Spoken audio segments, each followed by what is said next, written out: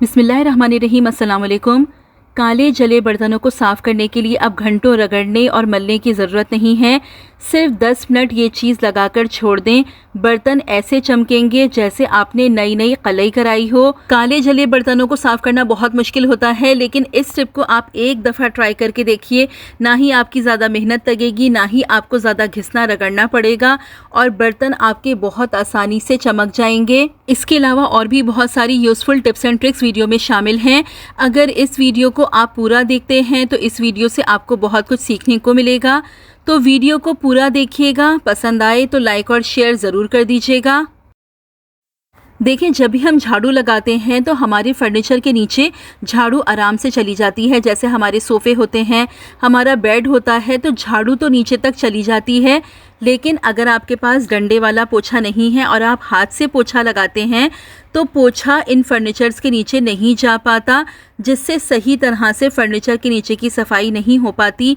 इसके लिए आपको एक बहुत ज़बरदस्त टिप बता रही हूँ। आपने क्या करना है, आप ले लीजिए कोई भी कपड़ा और कपड़े को इस तरीके से आप रखिए और उस पर झाड़ू रख के आप इस तरह से लपेट दीजिए। उसके बाद रबर बैंड्स की मदद से आप इसको सिक्योर कर दीजिए ताकि आपको सफाई करते हुए प्रॉब्लम ना हो।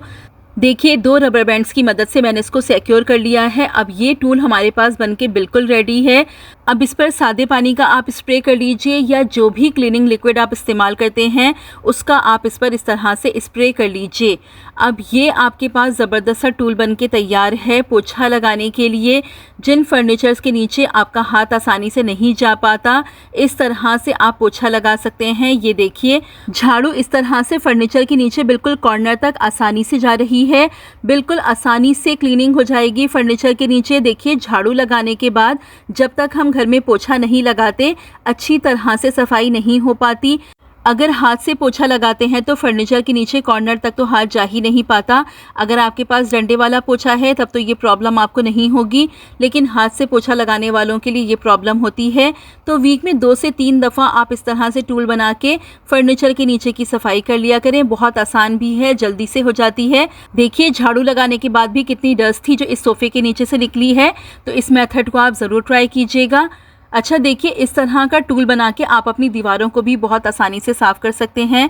अगर ऐसे ही हम झाड़ू से दीवारों को साफ़ करते हैं तो दीवारें इतनी अच्छी तरह से साफ़ नहीं हो पाती, लेकिन अगर इस तरह से आप कपड़ा लपेट लेंगे तो दीवारें आपकी बहुत अच्छी तरह से साफ़ हो जाएंगी। सारी मिट्टी, मकड़ी के जाले सब साफ़ हो जाएंगे। तो इस मेथड को आप एक दफ़ा ज़रूर ट्राई कीजिएगा। एक बहुत ही ज़बरदस्त टिप बता रही हूँ जिससे पुराने दुपट्टे का रीयूज़ भी हो जाएगा और आपकी एक बड़ी प्रॉब्लम बहुत आसानी से सॉल्व भी हो जाएगी। सबसे पहले आप ले लीजिए एक दुपट्टा और उसको इस तरह से पहले आप हाफ़ में फ़ोल्ड कर लीजिए। फिर उसके बाद ले लीजिए आप थोड़ी सी स्टील की चूड़ियाँ और देखिए इस तरह से नीचे से आपने दुपट्टे में चूड़ियाँ डाल देनी हैं। देखें, जिस तरह से मैंने डाली हैं, इस तरह से 6 से 7 चूड़ियाँ आप दुपट्टे में डाल दीजिए।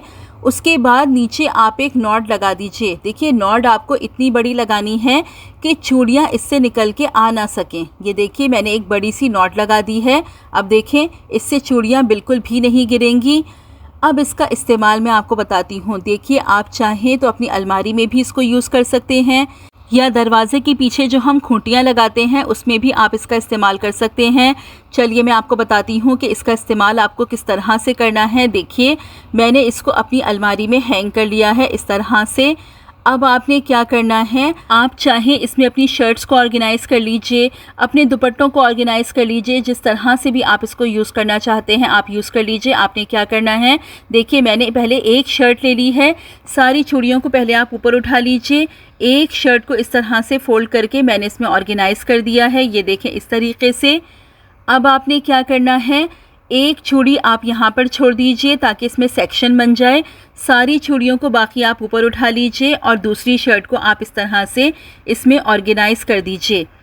इस तरह से एक एक चूड़ी आप छोड़ते जाइए ताकि सेक्शंस बनते जाएं और एक एक आप अपनी शर्ट को या जो भी आप इसमें ऑर्गेनाइज़ करना चाहते हैं उसको आप ऑर्गेनाइज़ कर दीजिए। ये देखिए इस तरह से सेक्शंस बन जाएंगे। आपके लिए निकालना और रखना बहुत आसान हो जाएगा और छोटी सी स्पेस में आप काफ़ी सारी चीज़ें ऑर्गेनाइज कर सकते हैं। अब देखिए मैंने इसे अपनी कबर्ड के डोर में हैंग किया है और कितनी शर्ट्स इसमें ऑर्गेनाइज हो गई हैं। 4 मैंने आपको रख के दिखाई हैं, 2 मज़ीद इसमें रखी जा सकती हैं। तो इस तरह से छोटी सी स्पेस में आप काफ़ी सारे कपड़े ऑर्गेनाइज कर सकते हैं। ये देखिए देखने में भी अच्छा लगता है और आपके लिए यूज़ करने में भी बहुत आसान होगा। बहुत ज़बरदस्त टिप है, बनाना भी इसको बहुत आसान है। तो इसको बना के आप एक दफ़ा ज़रूर ट्राई कीजिएगा। होप कि ये तरीका आपको बहुत पसंद आएगा। देखिए ज़्यादा सारे आलूओं को अगर लंबे अरसे तक हम सेव करना चाहें तो आलू बहुत जल्दी ख़राब होने लगते हैं, इनमें फंगस लग जाती है, आलू नरम पड़ जाते हैं। अगर आलूओं को आप लंबे अरसे तक सेव करना चाहते हैं तो पहली टिप तो मैं आपको बता रही हूँ कि आलू को कभी भी आपने प्याज के साथ नहीं रखना है, यानी एक ही टोकरी में आप ना रखें, ऊपर नीचे सेक्शंस में आप रख सकते हैं। और दूसरी टिप आपने क्या फॉलो करनी है कि आलू वाली टोकरी में आप थोड़े से लहसुन डाल दीजिए। लहसुन डालने से आलू लंबे अरसे तक सेफ रहते हैं, ना ही नरम पड़ेंगे ना ही ख़राब होंगे। बहुत ज़बरदस्त टिप है, 100% वर्किंग है। अगर लंबे अरसे तक ज़्यादा सारे आलू सेव करने हैं तो इस टिप को आप ज़रूर फॉलो कीजिएगा। देखिए जो हमारे बालों की पोनी होती हैं ये थोड़े टाइम इस्तेमाल के बाद इस तरह से ख़राब हो जाती हैं, फैल जाती हैं, हम इनको ऐसे ही वेस्ट कर देते हैं। तो आपने इनको ऐसे ही वेस्ट नहीं करना है, इनको आप काफ़ी हद तक सही कर सकते हैं। आपने क्या करना है, पहले आप पानी को अच्छी तरह से गर्म कर लीजिए। जब पानी में बॉयल आ जाए तो आप अपनी इन पोनीस को इस खौलते हुए गर्म पानी में डाल दीजिए। डालने के बाद आप देखेंगे कि ये अपने साइज़ से छोटी हो जाएंगी, यानी जितनी ज़्यादा ये फैल जाती हैं फिर हमारे यूज़ की नहीं रहती। तो ये देखिए इस तरह से साइज़ में ये कम हो जाएंगी और आप इन्हें कुछ अरसे और इस्तेमाल कर सकते हैं। ये देखें बस आपने 3 से 4 मिनट इनको बॉयल कर लेना है।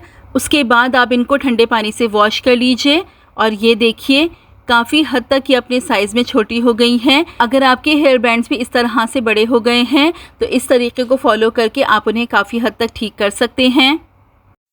2 से ढाई गिलास आप पानी ले लीजिए, उसमें शामिल कर लीजिए आप 1 टेबल स्पून चाय की पत्ती। टैनिक एसिड कैफ़ीन चाय की पत्ती में बहुत ज़्यादा मौजूद होता है, बहुत सारे एंटीऑक्सीडेंट्स मौजूद होते हैं। उसके बाद ले लीजिए आप 1 टेबल स्पून कलौंजी। उसके बाद ले लीजिए आप तकरीबन 2 से ढाई टेबल स्पून मेथी दाना। मेथी दाना, कलौंजी और मेथी दाना दोनों में बहुत ज़्यादा विटामिन्स, बहुत ज़्यादा मिनरल्स मौजूद होते हैं। उसके बाद ले लीजिए आप 10 से 12 क्लोव्स यानी लौंग, बहुत पावरफुल होती हैं, इनमें बहुत सारे एंटीऑक्सीडेंट्स मौजूद होते हैं। इनमें इथेनॉल मौजूद होता है जो कि हमारे बालों की ग्रोथ के लिए, हमारे फॉलिकल्स को स्ट्रॉन्ग बनाने के लिए बहुत ज़बरदस्त होता है। देखिए ये जो चारों चीज़ें मैंने ऐड की हैं ये चारों ही हमारी बालों की ग्रोथ के लिए बहुत ज़्यादा फ़ायदेमंद हैं। अभी मैं आपको बताती हूँ कि इसको आपको इस्तेमाल कैसे करना है। इसको आप धीमी आंच पे पका लीजिए, इतना पकाइए कि पानी 1 गिलास रह जाए। जब पानी 1 गिलास रह जाए तो आप चूल्हा बंद कर दीजिए। चूल्हा बंद करने के बाद आप इसको ठंडा करके छान लीजिए। अब देखिए ये आपके पास एक बहुत पावरफुल टोनर बनके बिल्कुल तैयार है। वीक में 2 दफ़ा आपको इसका इस्तेमाल लाजमी करना है। अगर आपको हेयर फॉल हो रहा है, आपके बालों की ग्रोथ नहीं हो रही है, ये टॉनिक आपके लिए बहुत ज़बरदस्त वर्क करेगा। आपके बालों की ग्रोथ भी अच्छी हो जाएगी। आपके बाल सफ़ेद अगर हो रहे हैं तो सफ़ेद होना भी रुक जाएंगे। आपके बालों का गिरना झड़ना तो इसकी 2 से 3 एप्लीकेशंस में बिल्कुल बंद हो जाएगा, क्योंकि इसमें मैंने ये जो 4 चीज़ें ऐड की हैं ये चारों ही चीज़ें हमारे बालों के लिए बहुत फ़ायदेमंद हैं। अगर आपको बालों से रिलेटेड कोई भी प्रॉब्लम है, इस टॉनिक को बना के आप लाजमी ट्राई कीजिए, आपको 100% रिज़ल्ट मिलेंगे। इतने हेल्दी आपके बाल हो जाएंगे कि 4 से 5 दफ़ा की एप्लीकेशंस के बाद आप खुद हैरान हो जाएंगे अपने बालों की हेल्थ देख के।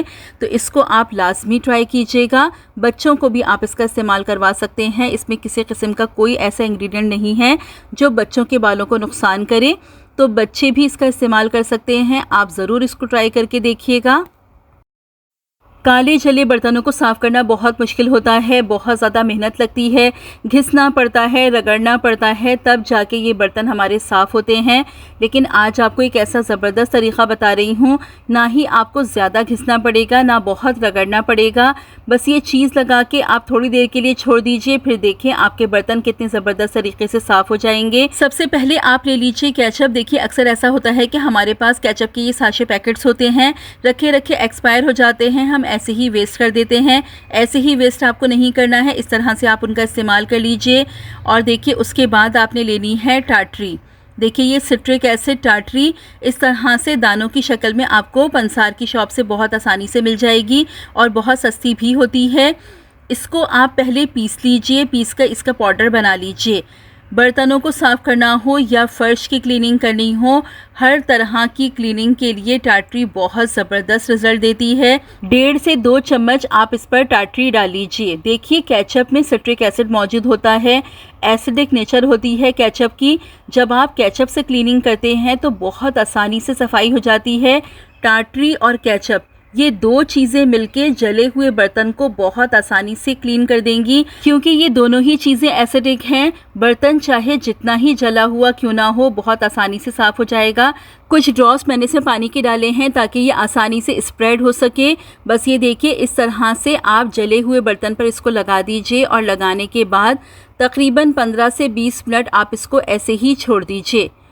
15 से 20 मिनट के बाद बस आप अपना स्टील वुल ले लीजिए और बिल्कुल हल्के हाथों से आप रब कीजिए। बहुत ज़्यादा आपको मेहनत नहीं करनी पड़ेगी, ना ज़्यादा आपको घिसना रगड़ना पड़ेगा। बिल्कुल हल्के हाथों से आप देखिए मैं इसको रब कर रही हूँ और देखिए कितनी आसानी से ये बर्तन साफ़ हो रहा है। ना ही मैंने इस पर डिश वॉश का इस्तेमाल किया, ना कोई सर्फ यूज़ किया है, ना ही मैंने सोडा सिरका किसी चीज़ का इस्तेमाल नहीं किया। सिर्फ मैंने इस्तेमाल किया है केचप और टाटरी का। और आप देखें कि कितने अच्छे तरीके से बर्तन क्लीन हो रहा है। जले हुए बर्तनों को साफ़ करने का ये तरीका बहुत ज़बरदस्त है। आप इसको एक बार ज़रूर ट्राई कीजिएगा, आपको बहुत ज़बरदस्त इसके रिज़ल्ट मिलेंगे। ये देखिए कितनी आसानी से कालक उतर रही है। बस इस तरह से हल्के हाथों से स्टील वुल से आप इसको साफ़ कर लीजिए। अब मैं इसको वॉश करके आपको फ़ाइनल रिज़ल्ट दिखाती हूँ। ये देख लीजिए फ़ाइनल रिज़ल्ट, कितनी अच्छी तरह से बर्तन साफ़ हो गया है। काफ़ी हद तक ये बर्तन नीचे से जला हुआ था और कितनी आसानी से क्लीन हो गया है। ना ही ज़्यादा मेहनत लगी, ना बहुत घिसना रगड़ना पड़ा। तो अगर आपके बर्तन जल जाएँ तो इस मेथड को आप एक दफ़ा ज़रूर ट्राई करके देखिएगा। देखिए इस तरह के हमारे पास बैंगल्स होते हैं। अक्सर क्या होता है कि काफ़ी दफ़ा पहनने के बाद हम इन्हें पहनना छोड़ देते हैं, हमारा दिल भर जाता है, कभी हम इन्हें ऐसे ही वेस्ट कर देते हैं। तो देखिए इस तरह के बैंगल्स को आपने कभी भी वेस्ट नहीं करना है। इनको आप इस तरह से अपने पर्दों को टाई करने के लिए इस्तेमाल कर सकते हैं। ये देखने में भी बहुत अच्छे लगते हैं और इनका रीयूज़ भी हो जाता है। ये देखिए बस इस तरह से आप अपने पर्दों में इनको लगा दीजिए। ये देखें कितना ज़बरदस्त लग रहा है। पर्दों में अगर आप इस तरह के बैंगल्स इस्तेमाल करते हैं तो देखने में बहुत अच्छा लगता है और कलर्स भी आप अपने हिसाब से मैच कर सकते हैं। तो इस मेथड को भी आप ज़रूर ट्राई कीजिएगा। तो ये थी मेरी आज की वीडियो। होप कि आपको पसंद आई होगी। वीडियो अच्छी लगी हो, आपके लिए यूज़फुल रहे तो वीडियो को लाइक और शेयर ज़रूर कर दीजिएगा। चैनल पर पहली बार आए हैं तो सब्सक्राइब करके बेल नोटिफिकेशन को ऑन कर लीजिए। रखिएगा अपना बहुत सारा ख्याल, मुझे भी अपनी दुआओं में याद रखिएगा। मिलती हूँ अपनी नेक्स्ट वीडियो में। Till then, stay safe, stay happy. Allah Hafiz.